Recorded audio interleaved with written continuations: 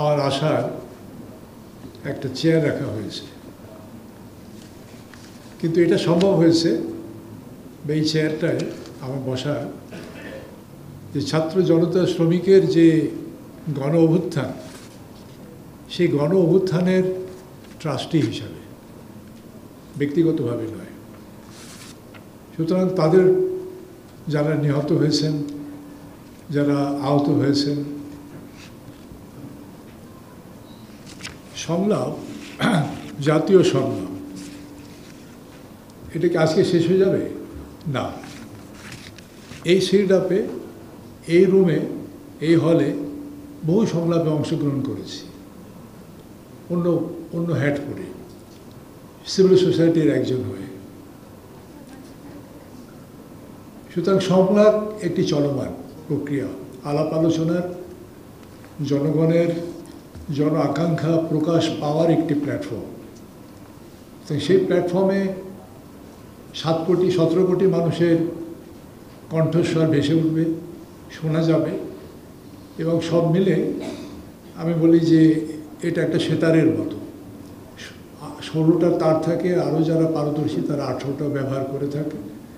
যে এই কণ্ঠস্বরগুলি হচ্ছে একটি সেতারের মতো, এবং এক একটা তার এক এক রকমের, কোনোটা মোটা, কোনোটা চিকন, প্রত্যেকটি থেকে আলাদা আলাদা শব্দ আসে, কিন্তু শেষে আসে কি একটা সুরের লহরী, রবিশঙ্কর।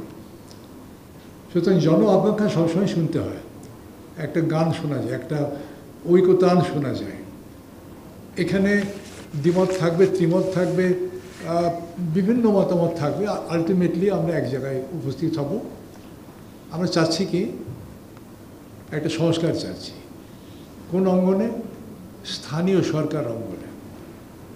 স্থানীয় সরকারের মোটা দাগের কাঠামো হচ্ছে সিটি কর্পোরেশন, পৌরসভা, জেলা পরিষদ, উপজেলা পরিষদ এবং ইউনিয়ন পরিষদ, 5টা।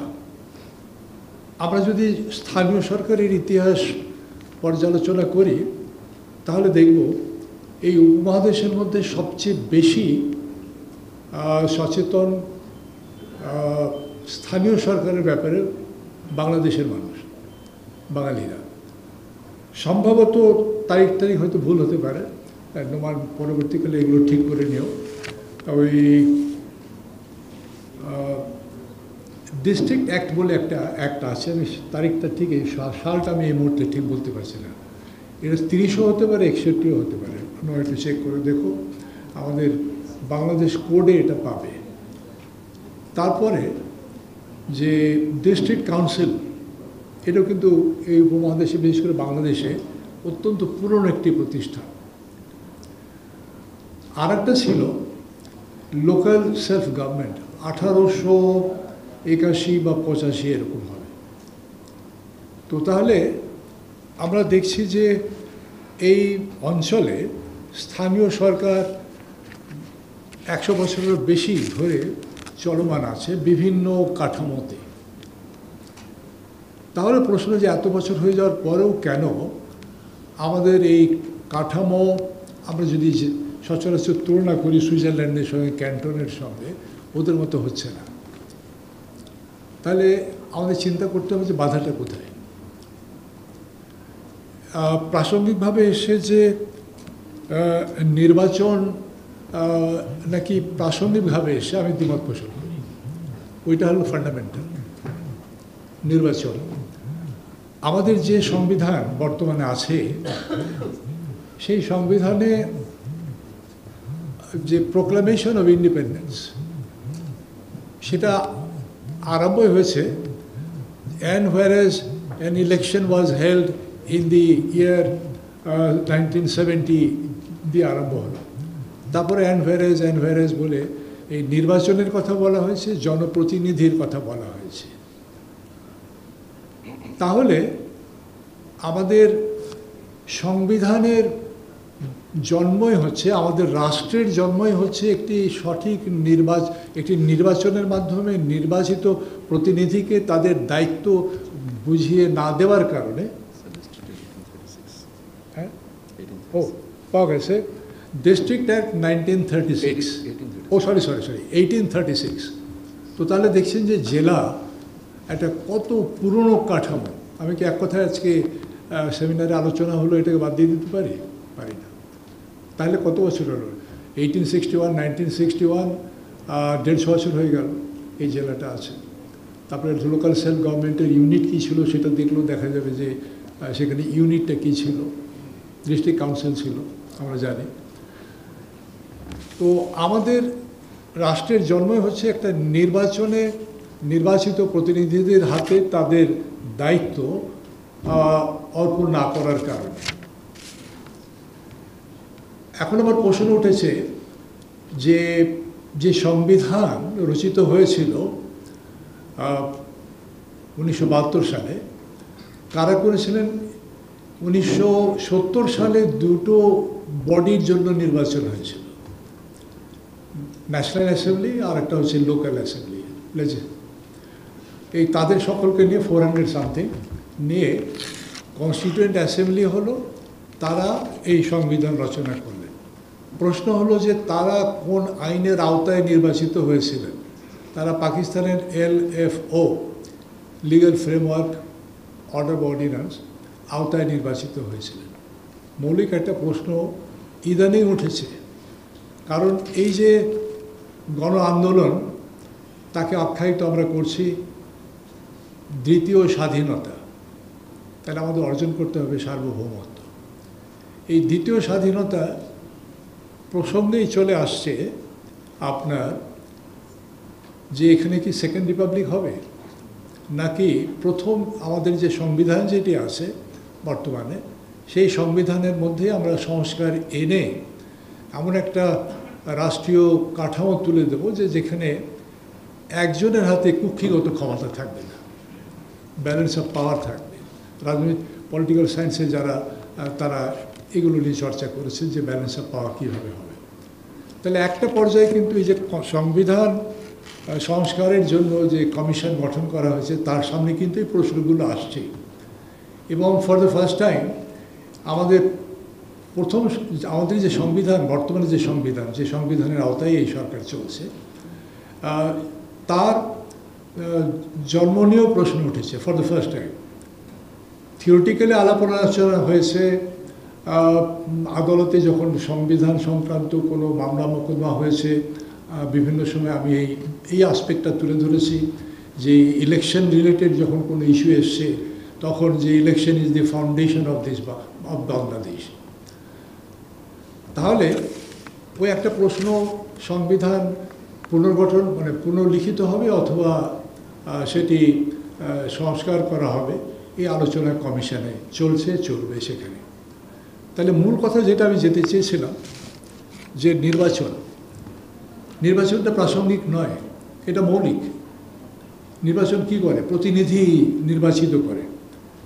তাহলে এই যে প্রস্তাব, যে আলোচনা এখন হচ্ছে, যে প্রত্যাশা যেটা হচ্ছে এই ইন্টারিম সরকারের কাছে, এই ইন্টারিম সরকার কিন্তু কোনো রুটিন 13th অ্যামেন্ডমেন্ট বাতিল হওয়ার আগে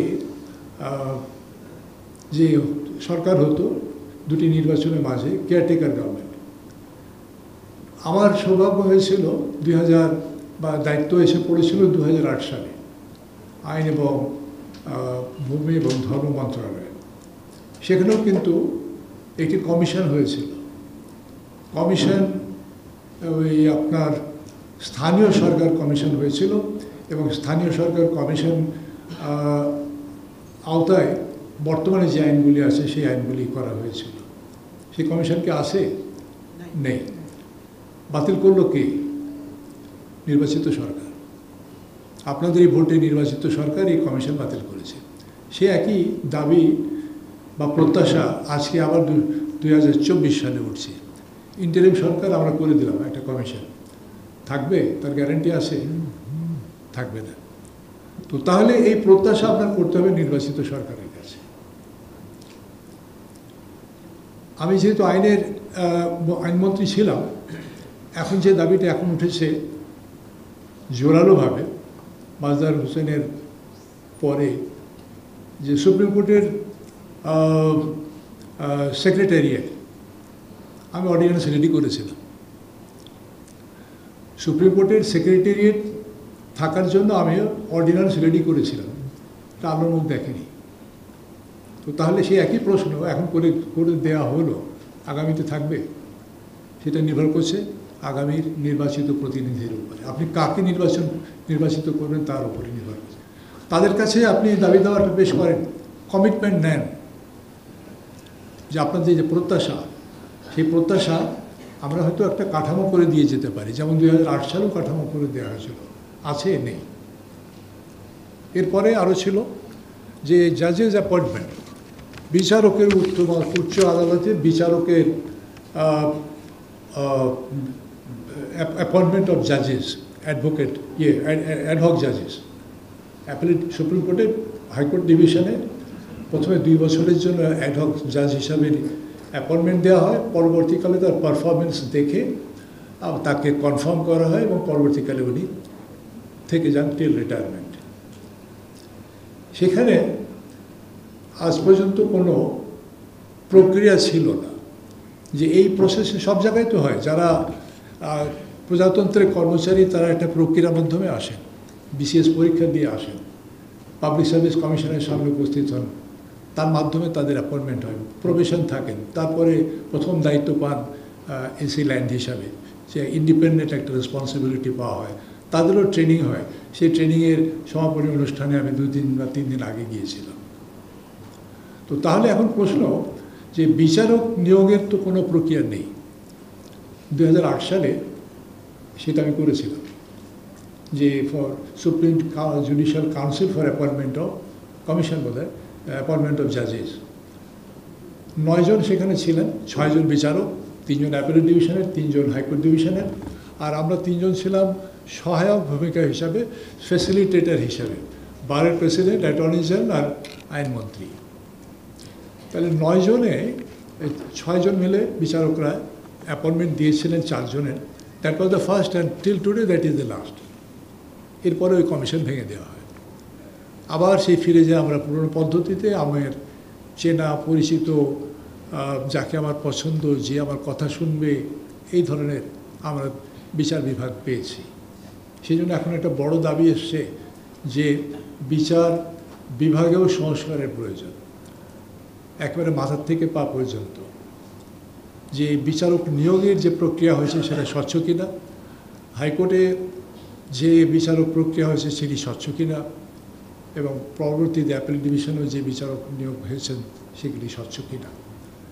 এখন এই স্বচ্ছ করার দায়িত্ব কি ইন্ডিয়ান গভর্নমেন্টের? না। যারা 5 বছরের জন্য এই পার্লামেন্টে থাকবেন, আইন প্রণয়ন করবেন, তাদের হাতে। সুতরাং জোরালো দাবি তাদের কাছে হতে হবে। আর নির্বাচিত হচ্ছেন কোথা থেকে? বিভিন্ন আমাদের যে সিস্টেম, রাজনৈতিক দলের মাধ্যমে এই নির্বাচনগুলো হচ্ছে, পলিটিক্যাল পার্টিজের মাধ্যমে নির্বাচনগুলো হচ্ছে। আমাদের সংবিধানের মধ্যেই কিন্তু আছে পলিটিক্যাল পার্টির উপস্থিতি, ডাইরেক্টলি এবং ইনডাইরেক্টলি। তাহলে রাজনৈতিক দলের সঙ্গে আপনাদের বা আমাদের সকলকেও, I belong to the civil society, আমি আজকে এখানে আছি, কালকে যদি আমি না থাকি, I go back to my practice and go back to my civil society. এখন খুব পরিচিত মুখ নোমান, সেও আমার অ্যাসোসিয়েটই, আমার চেম্বারেরই। আদিলুর রহমান, সেও আমার জুনিয়র অ্যাসোসিয়েট, এবং অধিকার আমরা একসঙ্গে প্রতিষ্ঠা করেছি। তো সুতরাং I belong to the civil society, I do not belong to this chair. ঘটনা নিয়ে আসে, আপনারা দায়িত্ব দেন বলে এখানে এসেছি। তাহলে এই দাবি দাওয়াগুলো আমাদের প্রেজেন্ট করতে হবে to the before the political parties. আর সাংবাদিক বন্ধুদের আমি বলবো যে একটি শব্দের এদিক সেদিক করে কিন্তু একটা জিনিসকে, একটা সুন্দর জিনিসকে অসুন্দর করে তোলা যায়।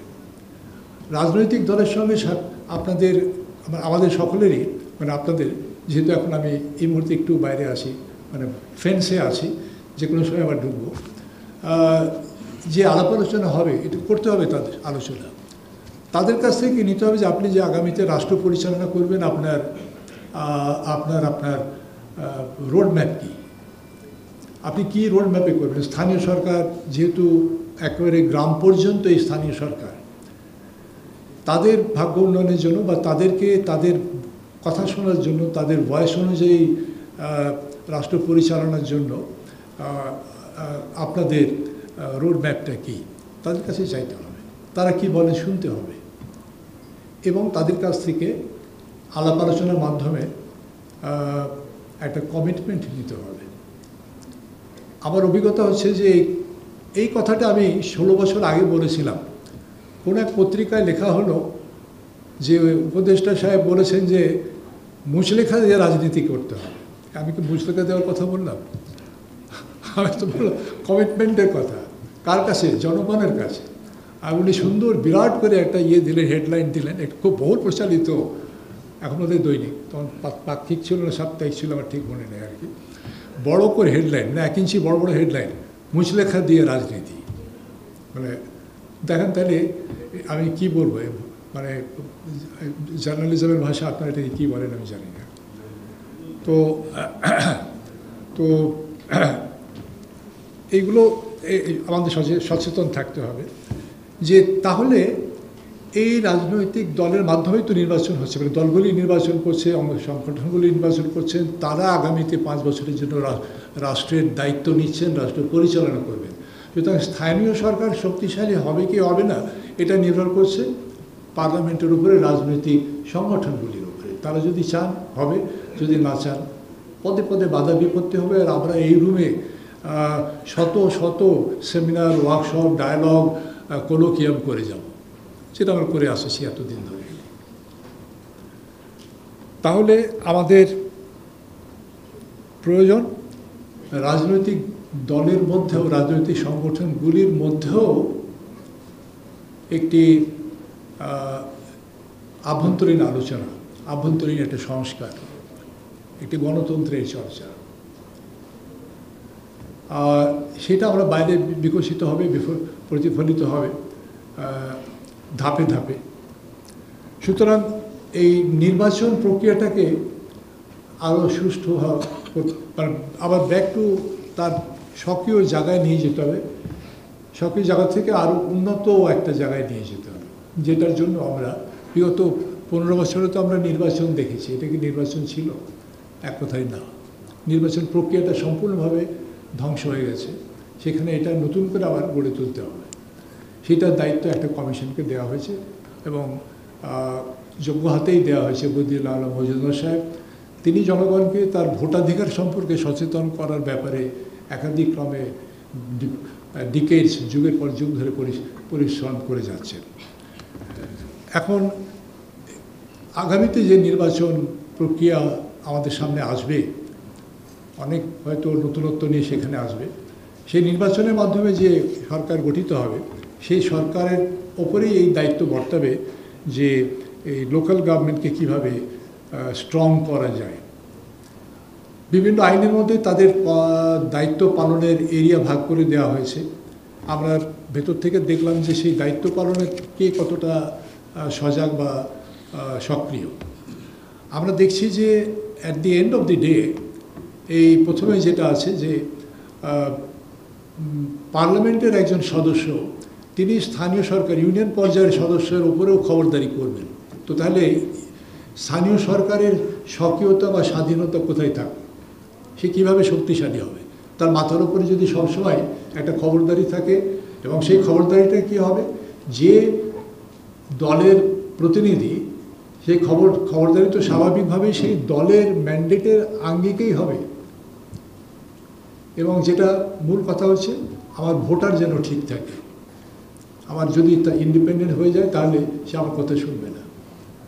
1990 সালে যে উপজেলা পরিষদ বাতিল হলো, এর মূল কারণ হলো ভীতি যে উপজেলা পরিষদের যদি একজন খুব সক্ষম উপজেলা চেয়ারম্যান হয় তাহলে তো সে এমপি সাহেবের প্রতিদ্বন্দ্বী হয়ে যাবে।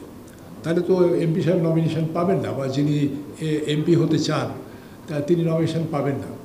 সুতরাং উপজেলা পরিষদকে বাদ দাও, যাতে ওখানে কোনো লিডারশিপ গ্রো না করে। তো তাহলে দেখা যাচ্ছে যে আভ্যন্তরীণ দ্বন্দ্বের কারণে এই লোকাল গভর্নমেন্টগুলো সক্ষমতা অর্জন করতে পারছেন। আইনে তো দেওয়া আছে, কিন্তু আইন কার্যকরী হচ্ছে না। তার কারণ যে পদে পদে সেখানে বাধা আসছে। আর আদতে গোড়ায় একটা কথা, ইউনিয়ন পরিষদের আমি মেম্বার সাহেব, আমি কি চাই? আমি কি আমার এলাকার উন্নয়ন করতে চাই, নাকি আমি শুধু ফাইলে সই করতে চাই? তো তাহলে গোড়াতে গিয়ে আমাদেরকে এই সক্ষমতা অর্জন আইন দিয়ে হবে না, উইল দিয়ে হবে। Will car? ইউনিয়ন পরিষদের যিনি মেম্বার, উপজেলা পরিষদের যিনি মেম্বার, জেলা পরিষদের যিনি মেম্বার বা নির্বাচিত প্রতিনিধি, তার উইল থাকতে হবে that I will act independently within the frame of law for what? Delivery of public service. আমার কাজ তো তাই। ইউনিয়ন পরিষদ কিসের জন্য আছে? স্থানীয় পর্যায়ে একটা স্বল্প পরিসরের মধ্যে তাকে এই পাবলিক সার্ভিসের ডেলিভারি দিতে হবে। সেটার জন্য দরকার সুশাসন। সুশাসনের দরকার তার পরিধির মধ্যে একটা ইন্ডিপেন্ডেন্স, সে যাতে সিদ্ধান্ত নিতে পারে, সেই সিদ্ধান্ত যাতে ঢাকার দিকে চেয়ে না নিতে হয় যে আগামীতে আমি কি নমিনেশন পাবো যদি আমি এখনও সঠিক সিদ্ধান্ত না নিই। তাহলে এই চেনটা ঠিক করার দায়িত্ব কার? জনগণের। আমরা যারা পাবলিক ওপিনিয়ন তৈরি করার জন্য বিভিন্ন সেমিনার, ওয়ার্কশপ ইত্যাদি করে থাকি, এই যে বিকেন্দ্রীকরণের মাধ্যমে শক্তিশালী স্থানীয় সরকার গড়ে তোলার জন্য আমরা ওয়ার্কশপ সেমিনার করে থাকি। এখানে আরেকটা বিষয় বলে আমি আমার কথা শেষ করব, যে ডিটেলসে অনেকগুলি আসছে, সেগুলি আলোচনার দরকার নেই। আমরা মূল কথাতে আমি চলে গেছি যে আমাকে নির্বাচন প্রক্রিয়া ঠিক করতে হবে, দলীয় কন্ট্রোল ওভার দি ইউনিয়ন পরিষদ ইলেকশন, উপজেলা ইলেকশন, জেলা পর্যায়ের যে ইলেকশন হয় সেগুলি থেকে মুক্ত করতে হবে, তবে এটা সম্ভব হবে, জন আকাঙ্ক্ষা পূরণ হবে। আর একটা বিষয় যে সমস্ত আমরা কিন্তু একেবারে ইউনিয়ন পরিষদের একটা মেম্বারের কাছে একজন জনগণের যা আশা আকাঙ্ক্ষা প্রত্যাশা তার সেগুলি আলোচনা করলাম সামগ্রিকভাবে, কিন্তু এই আলোচনায় সবই কিন্তু দেখবেন না ঢাকা কেন্দ্রিক। আজ পর্যন্ত আমার জানা মতে চট্টগ্রামে the second city of the country এই ধরনের কোনো আলাপ আলোচনা হয়নি।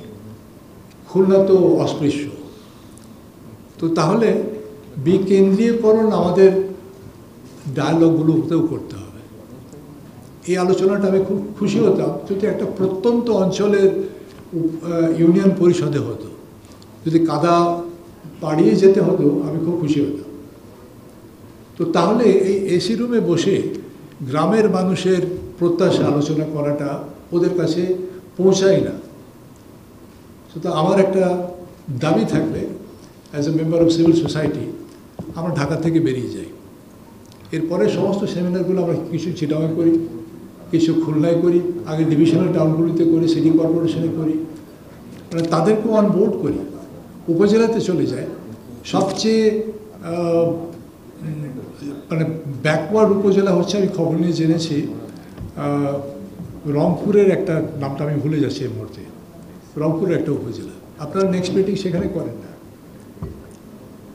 তাহলে আমরা বুঝবো যে না আমাদের আন্তরিকতা আছে। আমরা কিন্তু বলেছি আপনি আসার আগে, হ্যাঁ, ভেরি করবো যে আমরা করবো ইনশাল্লাহ। এই বিগত 15 বছরে হয়নি, 50 বছরে হয়নি, এখন আরম্ভ করা যায়। তো নেক্সট মিটিং আপনার এই ইন্টারিম সরকার থাকতে থাকতেই করেন, আর আমি এই চেয়ারে থাকতে থাকতেই করেন, যাতে সেইটাতে আমি অংশগ্রহণ করতে পারি একটা ইউনিয়ন পর্যায়ের কোনো একটা জায়গায়। অর্থাৎ বিকেন্দ্রীকরণ করতে হবে সবচেয়ে আগে আমার ঘরের মধ্যে। বলো না যে বিগিন অ্যাট ইউর হোম, তাহলে আমার এই ডায়লগটাও তো বিকেন্দ্রীকরণ করতে হবে। ঢাকায় এসি রুমে না থেকে আমাকে যেতে হবে মাঠের মধ্যে গরমে হাত পাখা দিয়ে পাখা খেতে খেতে। তো আসুন আমরা প্রথমে সেই বিকেন্দ্রীকরণ আরম্ভ করি, আমাদের কথাগুলো ওরা শুনুক, এটা তো ওদের দাবি। তো ওই জানলো না আমি কি আলোচনা করলাম, ইংরেজিতে ইংরেজি শব্দ, কঠিন কঠিন শব্দ ব্যবহার করলাম, এটা তো তার জন্য কোনো কাজে লাগবে না। এটা হবে যে ওপর থেকে তাকে কিছু দেওয়া, দান খয়রাত করা। পার্লামেন্ট দান খয়রাত করবে না, তাকে আদায় করে নিতে হবে। সুতরাং তাকে, তার কণ্ঠটাকে, তার ভয়েসকে জোরালো করতে হবে। আর সেই ভয়েস সিডাপের সুন্দর অন্য কিছু জন্য যে এসি রুমে হবে না। তার কানের কাছে গিয়ে তার সামনে দাঁড়িয়ে যখন আমি কথাটা বলবো তখন এটা তার কথা হবে, তখন সে স্ট্রেংথেন হবে, তখন তার ভয়েসটা জোর হবে, আদারওয়াইজ নট। এই বলে আমার বক্তব্য শেষ করছি। সকলকে ধন্যবাদ।